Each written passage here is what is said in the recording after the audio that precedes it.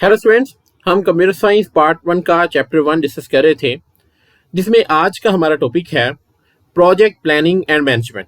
तो इसमें कहा जाता है कि planning a software project is like planning a trip, कि किसी भी सॉफ्टवेयर प्रोजेक्ट को प्लान करना उसी तरीके से है जिस तरह से आप कोई ट्रिप प्लान करते हैं।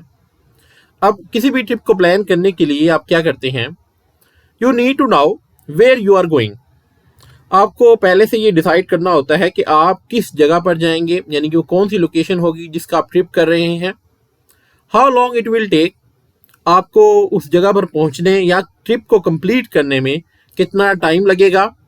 And how much it will cost, और इस पूरे ट्रिप के अंदर आपकी कितनी कॉस्ट लगेगी। ये तीन चीज़ें आप डिसाइड करते हैं अपने ट्रिप को प्लान करने में। इसी तरह से जब किसी भी सॉफ्टवेयर प्रोजेक्ट को आपने बनाना होता है तो उसको बनाने के लिए आपको पहले प्लानिंग करनी पड़ती है, और वो प्लानिंग होती है 5 फेजेस के अंदर। तो बात करते हैं 5 phases of project management plan, कि वो कौन से 5 फेजेस हैं जो आपको हेल्प करते हैं प्रोजेक्ट मैनेजमेंट प्लान बनाने के लिए। तो इसमें सबसे पहला फेज है आपके पास इनिशिएशन, नंबर 2 पे आपके पास है प्लानिंग, नंबर 3 पे है एग्जीक्यूशन, नंबर 4 पे है परफॉर्मेंस मॉनिटरिंग, और नंबर 5 पे है प्रोजेक्ट क्लोजर।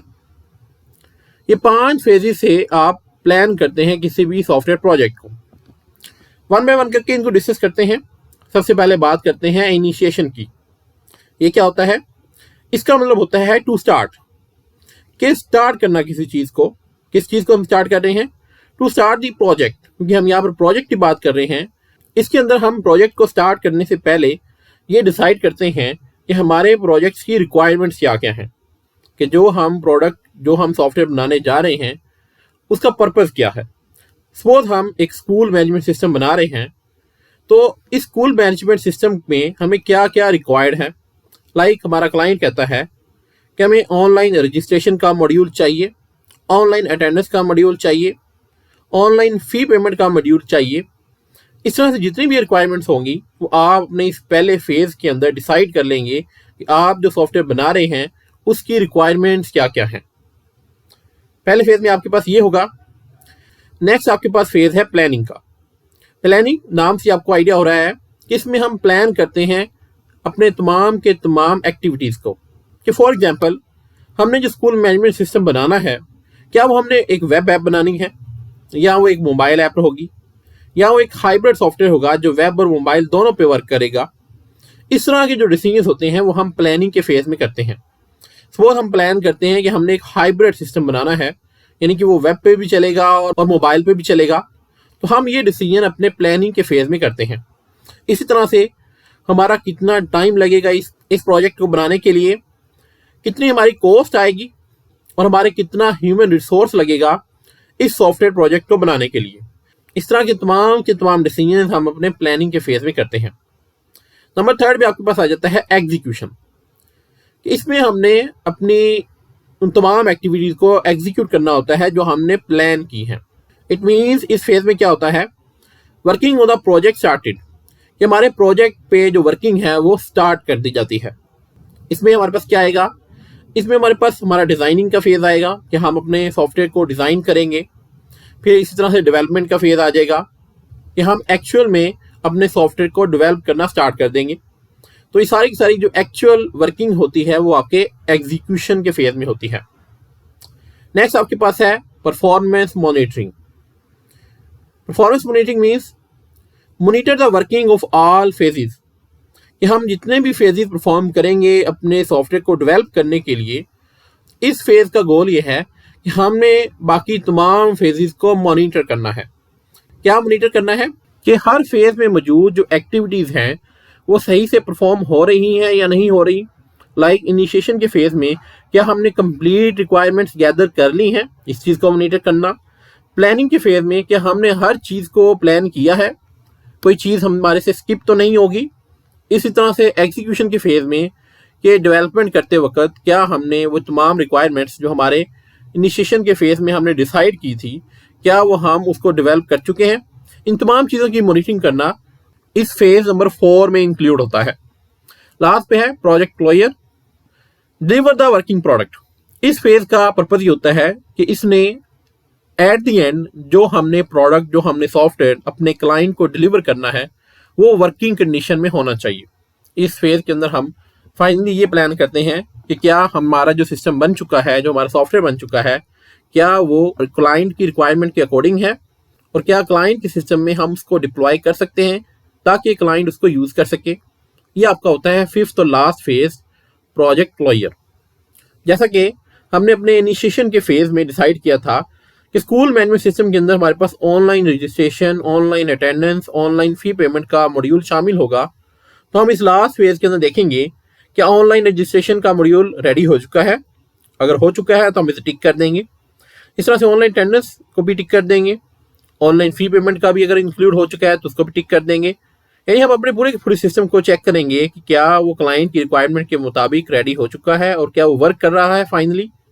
अगर तो वो वर्क कर रहा है तो हम अपने प्रोजेक्ट को एज अ क्लोज मार्क करके अपने क्लाइंट को डिलीवर कर देंगे।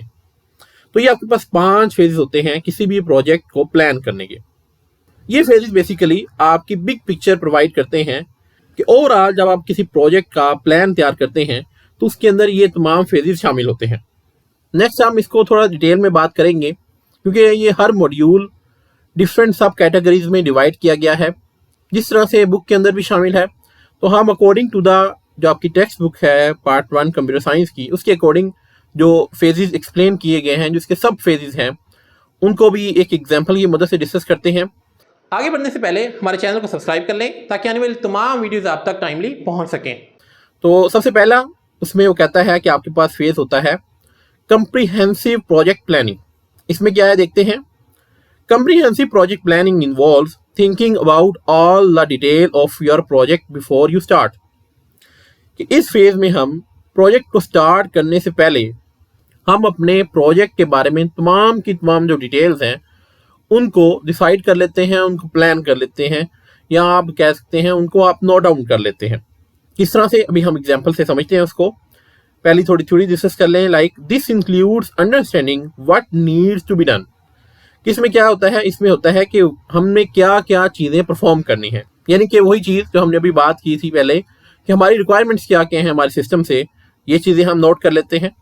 हु विल डू इट, और ये तमाम की तमाम जो रिक्वायरमेंट्स हैं ये पूरी कौन करेगा, वो कौन से शख्स होंगे, वो कौन सी टीम होगी, टीम या मेंबर्स होंगे, टीम के मेंबर्स होंगे जो इन रिक्वायरमेंट्स को पूरा करेंगे, ये भी हम नोट डाउन कर लेते हैं। And how it will be done, और किस तरह से ये रिक्वायरमेंट्स पूरी की जाएंगी, ये चीज़ भी हम अपनी कंप्रीहेंसिव प्रोजेक्ट प्लानिंग के अंदर डिसाइड करते हैं। लाइक हम कहते हैं ऑनलाइन रजिस्ट्रेशन शामिल हो, ऑनलाइन अटेंडेंस शामिल हो, ऑनलाइन फी पेमेंट का मॉड्यूल शामिल हो, रिजल्ट्स का मॉड्यूल शामिल हो, ई लाइब्रेरी का मॉड्यूल शामिल हो हमारे इस मैनेजमेंट सिस्टम के अंदर। तो ये सारी चीज़ें क्या हैं, ये हमारी रिक्वायरमेंट्स हैं जो हमने पूरी करनी है। नेक्स्ट वो कहता है हु विल डू इट, ये तमाम रिक्वायरमेंट्स कौन पूरी करेगा। हम कहते हैं कि हमारे पास हमारी टीम के अंदर एक वेब डेवलपर होगा, एक ऐप डेवलपर होगा, एक डेटाबेस डेवलपर होगा। ये 3 लोग होंगे जो बेसिकली ये सारे जो फंक्शंस हैं ये परफॉर्म करेंगे। तो ये सेकंड क्वेश्चन का आंसर आ गया। And how it will be done, और ये इसको किया किस तरह से जाएगा। हम सपोज कहते हैं कि हम वाटरफॉल मॉडल यूज करेंगे सॉफ्टवेयर डेवलपमेंट का इस प्रोजेक्ट को कंप्लीट करने के लिए। तो ये तीनों चीजें हम डिसाइड कर लेते हैं अपने इस प्लानिंग के फेज में। नेक्स्ट हमारे पास है सेटिंग प्रोजेक्ट टाइमलाइंस। इस फेज के अंदर हम अपने प्रोजेक्ट का टाइम सेट करते हैं। Setting project timelines means deciding how long each part of the project will take. इसका मतलब क्या है कि हमारे प्रोजेक्ट का जो हर पार्ट है, ईच पार्ट, हम सेपरेटली डिफाइन करते हैं कि हर जो पार्ट है वो कितना टाइम लेगा। लाइक इस स्कूल मैनेजमेंट सिस्टम के अंदर हमने देखा कि हम ऑनलाइन रजिस्ट्रेशन का मॉड्यूल ऐड करना चाहते हैं, तो अब ये मॉड्यूल कितना टाइम लेगा। लाइक हम कहते हैं ये 1 वीक लेगा, तो इस चीज़ को हम यहाँ पे डिसाइड कर लेते हैं। नेक्स्ट हम कहते हैं जो अटेंडेंस वाला मॉड्यूल है ये 2 वीक लेगा। इस तरह से फी पेमेंट वाला मॉड्यूल एक कम्प्लेक्स मॉड्यूल है, ये भी 2 वीक लेगा। तो हर मॉड्यूल का जो टाइम लाइन है वो हम अपने इस फेज के अंदर डिसाइड कर लेते हैं ताकि हमारी जो चीज़ें हैं, हमारा जो वर्क है वो स्ट्रीमलाइन रहे। This helps keeps the project on track and ensures it gets done on time. इस फेज का मकसद ये होता है कि हमारा जो प्रोजेक्ट है वो ट्रैक पे रहे, यानी कि हम इररेलेवेंट चीज़ों में हम अपना टाइम वेस्ट ना करें और हमारी कोशिश हो कि जो हमने टाइम डिसाइड किया है उसी टाइम के अंदर आपका जो प्रोजेक्ट है वो कंप्लीट हो। इस चीज़ को ये आपका सेकंड फेज इंश्योर करता है। नेक्स्ट आपके पास है एस्टिमेटिंग कॉस्ट। या हमने कॉस्ट को एस्टिमेट करना होता है कि कितनी कॉस्ट आएगी आपके प्रोजेक्ट को बनाने में। So estimating the cost of the software project is a critical step in project planning and management. कि ये बहुत ही इंपॉर्टेंट और क्रिटिकल फेज होता है प्रोजेक्ट प्लानिंग में, क्योंकि इसके अकॉर्डिंग ही आप क्लाइंट से अपनी डील करते हैं। और अगर आप सही कॉस्ट एस्टिमेशन ना करें तो आपको सॉफ्टवेयर बनाने और प्रोजेक्ट को कंप्लीट करने में बहुत सारी प्रॉब्लम्स क्रिएट हो सकती हैं। It involves predicting the total expenses required to complete the project successfully. इस फेज का मकसद ये होता है कि आपने टोटल एक्सपेंस कैलकुलेट करना है ताकि आप प्रोजेक्ट को सक्सेसफुली कंप्लीट कर सकें। Accurate cost estimations helps in budgeting, resource allocation and setting realistic expectations। कि जब आपको पहले से पता होगा कि आपकी कॉस्ट कितनी आएगी तो आप अपनी प्रोडक्ट की क्वालिटी का, उस सॉफ्टवेयर के रिजल्ट्स का, और आप पहले से आइडिया लगा सकते हैं कि वो सॉफ्टवेयर या वो प्रोजेक्ट आपके प्रोसेस में कितनी वैल्यू ऐड करेगा। नेक्स्ट बात कर लेते हैं की फैक्टर्स इन कॉस्ट एस्टिमेशन, कि वो कौन कौन से फैक्टर्स हैं जो कॉस्ट एस्टिमेशन पे इफेक्ट करते हैं। इसमें नंबर 1 पे आपके पास है development team. The cost depends on the number of developers, their expertise and their hourly rates. कि आपकी कॉस्ट डिपेंड करती है कि आपने कितने डेवलपर्स हायर किए हैं, वो कितने एक्सपर्ट हैं और उनका ऑर्ली रेट क्या है।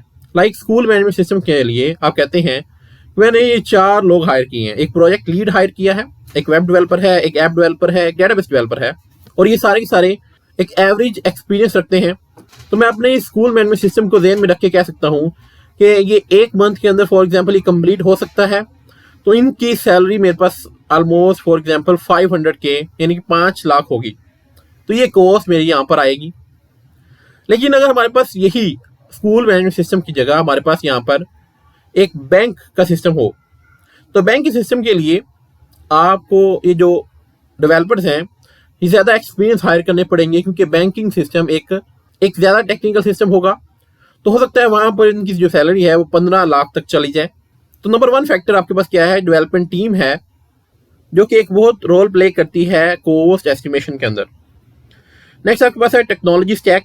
The choice of technology, programming languages and tools can affect the cost. कि आप कौन सी टेक्नोलॉजी अपनी सॉफ्टवेयर को डेवलप करने के लिए यूज़ करते हैं, ये भी कॉस्ट पे असरअंदाज होती है।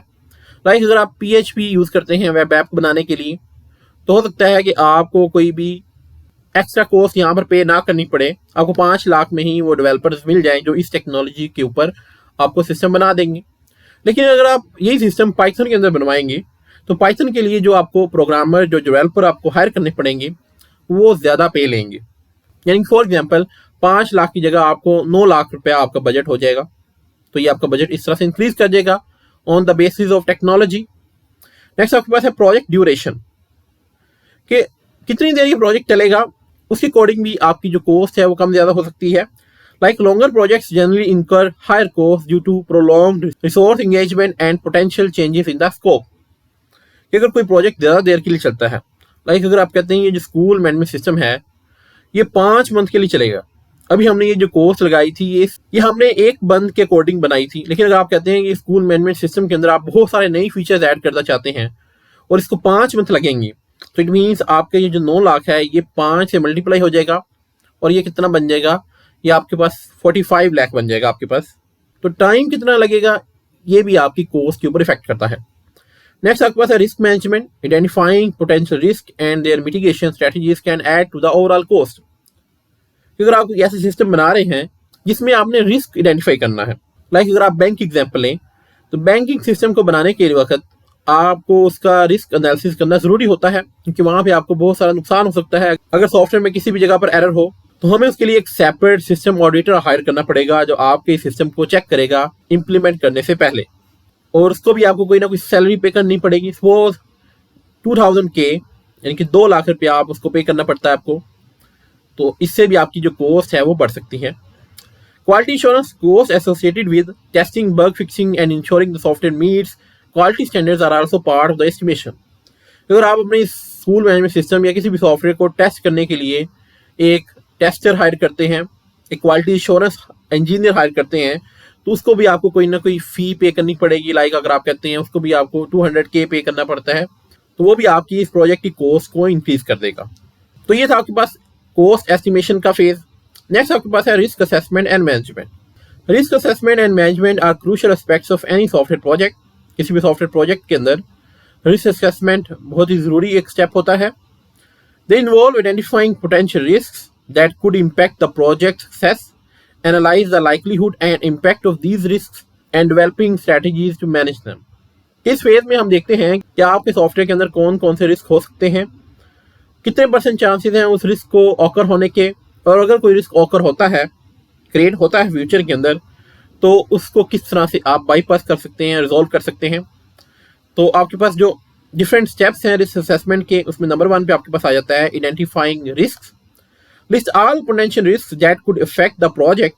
These could be technical risk such as technology changes, operational risk like resource shortage.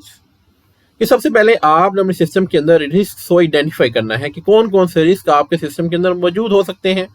Like मैं स्कूल मैनेजमेंट सिस्टम की बात करूं तो इसके अंदर टेक्निकल रिस्क हो सकता है, और वो क्या है कि आप अगर कोई ओल्ड प्रोग्रामिंग लैंग्वेज यूज़ करते हैं तो फ्यूचर के अंदर वो अगर प्रोग्रामिंग लैंग्वेज एक्सपायर हो जाती है तो ये आपका एक टेक्निकल रिस्क हो सकता है।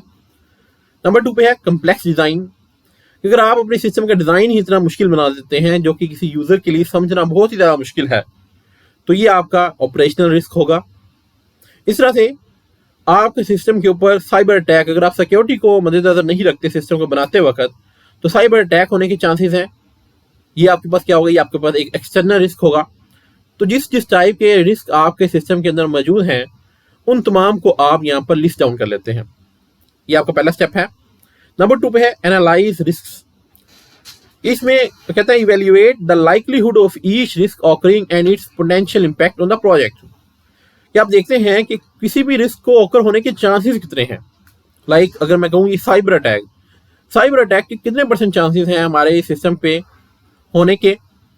ये तमाम चीज़ें हम अपने इस सेकंड फेज के अंदर देखते हैं। लाइक हम एक डॉक्यूमेंट तैयार कर लेंगे कि प्रोग्रामिंग के एक्सपायर होने के 10% या 20% चांसेस हैं। डिज़ाइन को कम्प्लेक्स यानी कि डिज़ाइन को ना समझने के 50% सपोज चांसेस हैं। साइबर अटैक होने के 70% चांसेस हैं। ये तमाम चीज़ें हम लिस्ट डाउन कर लेते हैं। थर्ड पे आपके पास है डेवलप मिटिगेशन स्ट्रेटजीज। कि हम पहले से ही कुछ स्ट्रेटजीज बना लेते हैं कि अगर रिस्क क्रिएट होता है तो आपने उस रिस्क को किस तरह से रिजॉल्व करना है। लाइक आप कहते हैं ओल्ड प्रोग्रामिंग के लिए मैंने एक प्लान ए बना लिया है कि अगर ओल्ड प्रोग्रामिंग एक्सपायर हो जाती है मेरी लैंग्वेज जो मैंने यूज़ की है, तो उसके लिए मैं ये जो प्लान ए है वो इम्प्लीमेंट करूँगा। अगर मेरा डिज़ाइन कम्प्लेक्स है और किसी यूज़र को समझ नहीं आता तो उसके लिए मैं प्लान बी यूज़ करूँगा। अगर कोई साइबर अटैक होता है तो उसके लिए मैं प्लान सी यूज़ करूँगा। तो ये तमाम प्लान्स आप पहले से तैयार कर लेते हैं ताकि रिस्क क्रिएट होने की सूरत में आप उन प्लान्स की मदद से उनको रिजॉल्व कर लें। नेक्स्ट है आपके पास monitor and review. Continuously monitor the project for new risk and review existing risk to adjust strategies as necessary. कि आप कंटिन्यूसली सॉफ्टवेयर को बनाते वक्त और बाद में उसको मॉनिटर करते रहते हैं कि किसी जगह पर आपका कोई नया रिस्क क्रिएट ना हो। अगर नया रिस्क आपको सामने आता है, नई कोई प्रॉब्लम आपके सामने आती है, तो आप उसका सोल्यूशन भी डिफाइन करते हैं। तो ये आपके पास था risk assessment and management. Next आपके पास आ जाता है एग्जीक्यूशन का phase. This is the phase where actual development work happens. इस फेज के अंदर एक्चुअली आपकी जो डेवलपमेंट है वो स्टार्ट हो जाती है आपके सॉफ्टवेयर प्रोजेक्ट की। The team rights the code. जो आपकी सॉफ्टवेयर डेवलपमेंट टीम है वो कोड राइट करती है, डिज़ाइंस को क्रिएट करती है, सॉफ्टवेयर को बिल्ड करती है बेस्ड ऑन प्रोजेक्ट प्लान। जो आपने प्लान तैयार किया था उसके अकॉर्डिंग ये तमाम के तमाम जो स्टेप्स हैं वो परफॉर्म करती है। It requires team work, coordination and regular updates to stay on track. जो टीम के डिफरेंट मेंबर्स हैं वो डेली बेसिस के ऊपर आपस में कोऑर्डिनेट करते हैं, रेगुलर बेसिस के ऊपर नए फीचर्स ऐड करते हैं ताकि जो फाइनल प्रोडक्ट है वो रिक्वायरमेंट्स के मुताबिक बने। एग्जीक्यूशन के बाद लास्ट पे आपके आ जाता है क्वालिटी एश्योरेंस। नाम से आपको आइडिया हो रहा है। Quality assurance ensures that a project meets set standards and work correctly. कि जो हमारा प्रोजेक्ट बनकर सामने आया है, कि जो सॉफ्टवेयर प्रोजेक्ट हमने बनाया है हमारी टीम ने, वो जो हमने स्टैंडर्ड सेट किए थे, जो हमने रिक्वायरमेंट सेट की थी स्टार्ट के अंदर, उसके अकॉर्डिंगली हो और सही से वर्क कर रहा हो। It involves method such as testing. और इस चीज़ को इंश्योर करने के लिए हम टेस्टिंग करते हैं, रिव्यूइंग कोड को रिव्यू करते हैं, getting feedback from stakeholder, और अपने क्लाइंट से रिव्यू लेते हैं कि वो उसको यूज़ करेगा 1 वीक 2 वीक, और फिर उससे हम क्वेश्चंस करेंगे क्या कोई प्रॉब्लम है, and regularly checking the project progress. और रेगुलर बेसिस के ऊपर हम अपने प्रोजेक्ट को मॉनिटर करते हैं कि किसी भी स्टेप के अंदर, किसी भी फेज़ के अंदर, किसी भी डेवलपमेंट फेज़ के अंदर, या सॉफ्टवेयर प्रोजेक्ट को डिप्लॉय करने के बाद किसी जगह पर कोई प्रॉब्लम आती है, ये सारा आपके इस फेज़ के अंदर इंक्लूड होता है। तो ये सारे वो स्टेप्स थे जिसके ज़रिए आप अपने सॉफ्टवेयर प्रोजेक्ट को प्लान करते हैं और उसकी मैनेजमेंट करते हैं। आई होप आपको ये सारे जो पॉइंट्स हैं वो क्लियर हो चुके होंगे। आज के लिए इतना ही, मिलते हैं नेक्स्ट लेक्चर के अंदर। Thank you very much.